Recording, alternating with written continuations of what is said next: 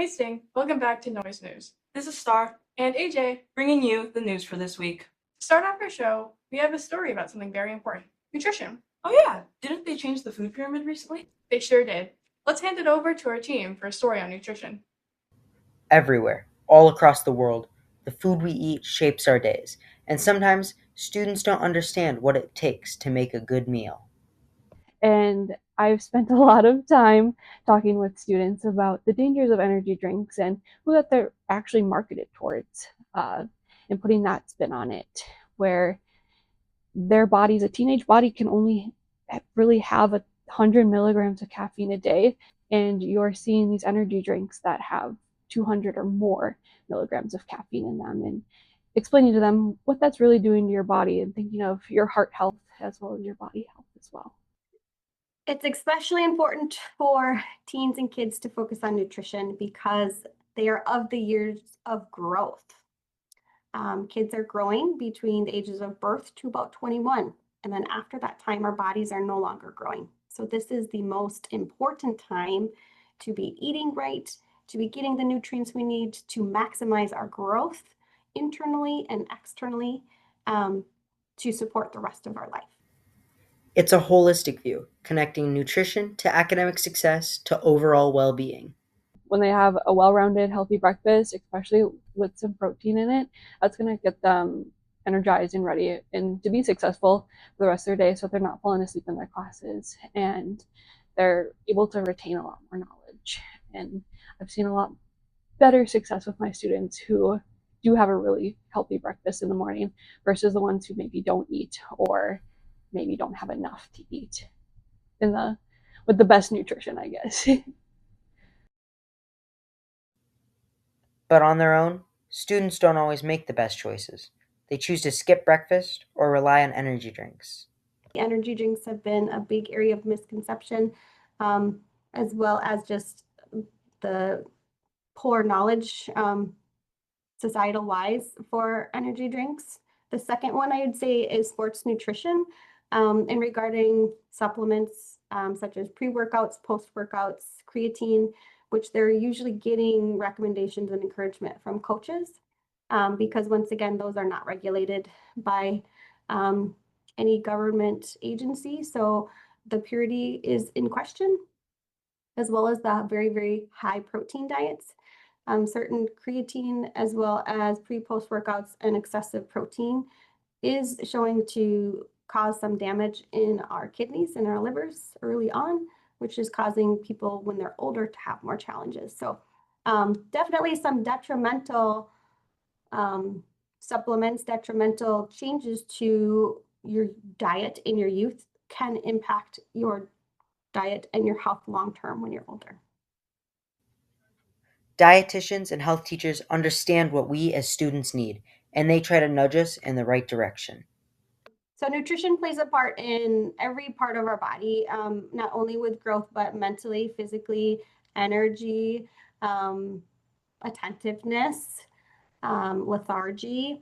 And so we are noticing that increased caffeine drinks, for instance, is really then almost giving kids more fight or flight, which means they're really high energy and then they're very, very low, which also can negatively impact our mental health.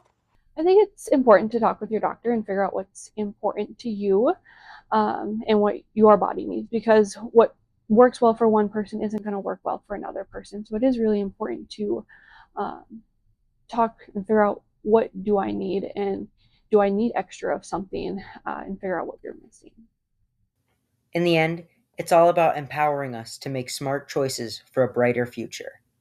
I think if more Americans and if more teens and kids thought about food in moderation, we'd all be able to eat a healthier diet, consuming all of these different things. But the primary things we like to think about for a food being healthy would be the basis of eating 3 meals a day, not overly snacking. Second would be hydration, drinking enough water. And third would be making sure that we eat all food groups throughout the day. Those would be my main staples for considering a lifestyle or health style healthy. Usually if it comes in a bag, made in a factory, probably not your best option. It's going to be better if you're making it yourself. Resources obviously are a factor there, but using fresh fruits and veggies or even frozen or canned is going to be better than something that is pre-mixed or pre-made, soaked in juices and sugars. This is Vincent and Grant with Noise News. Thanks, guys. It's so important to stay updated on how to stay healthy. Speaking of staying healthy, I hope our sports players are staying healthy. I agree. Now that you say that, let's hear an update on the sports for this week. Perfect. Take it away, sports crew.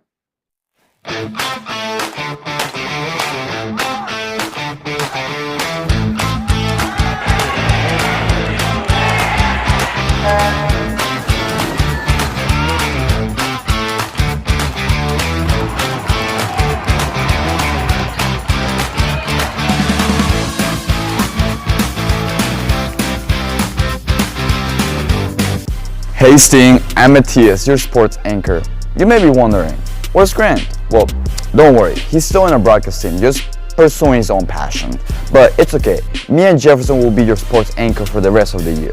It's been a busy and exciting past week here at Spectrum with our student athletes competing hard and representing our school with pride.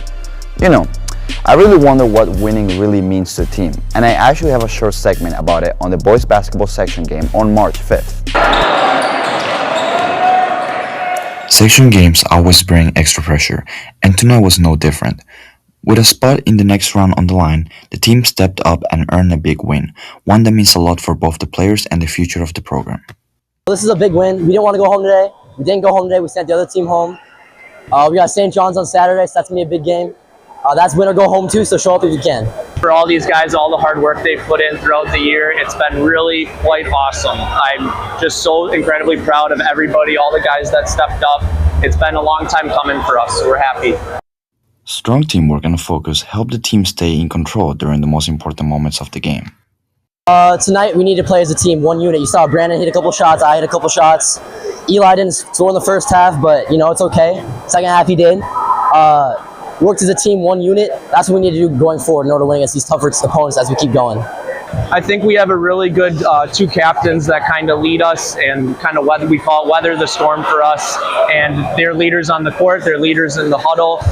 You know, we've always been the underdog usually, and this time we weren't, you know, so kind of threw us off a little bit. But this next one, we just got to go in strong, go in hard like we always do, and do what we did last year, you know, win some games, have some fun. With the win secured, players, fans, and coaches have shared what they were feeling in that moment and what they were excited about moving forward.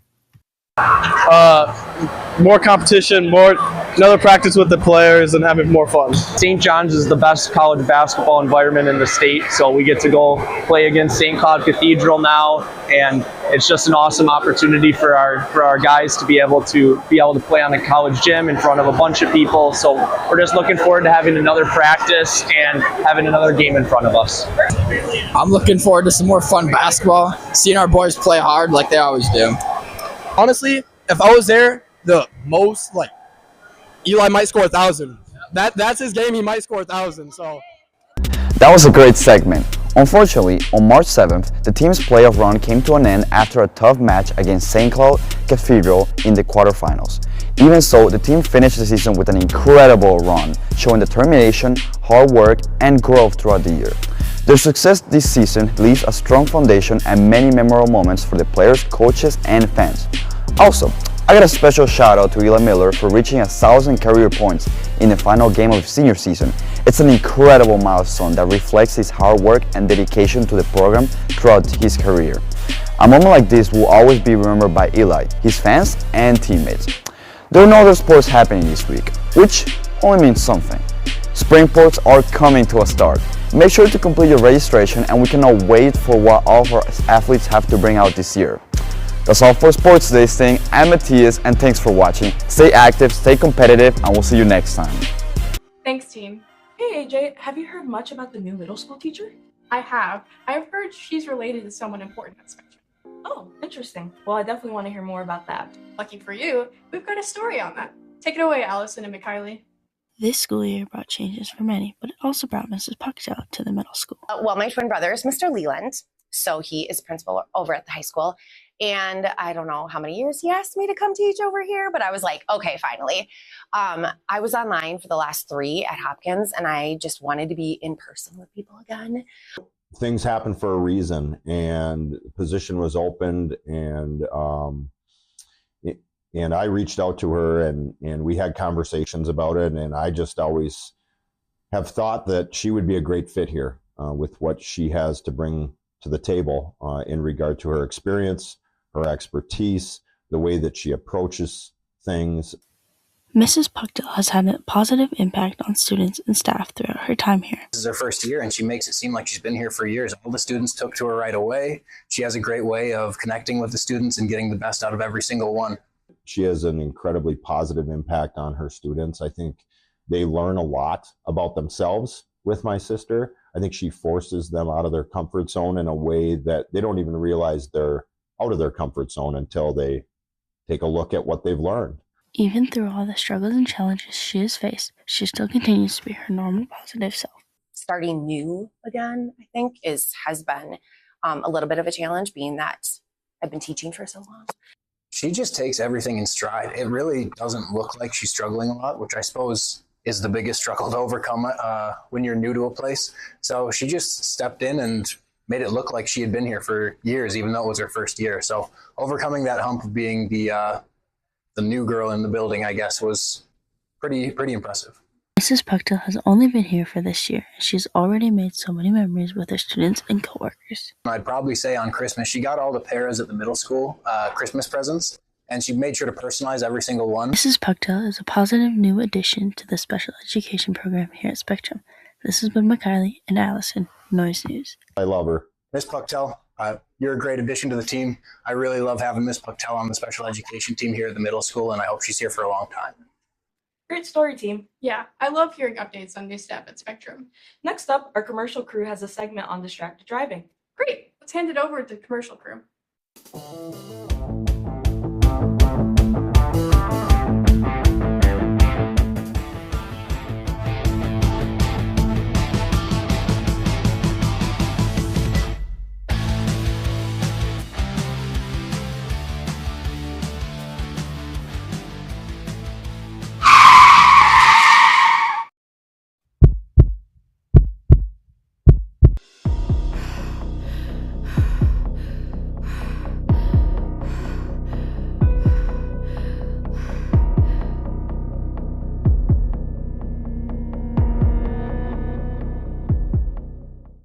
Thanks, team. Well, Sting, that's all the news we have for you this week. This has been Star, And AJ, keeping you in on the noise.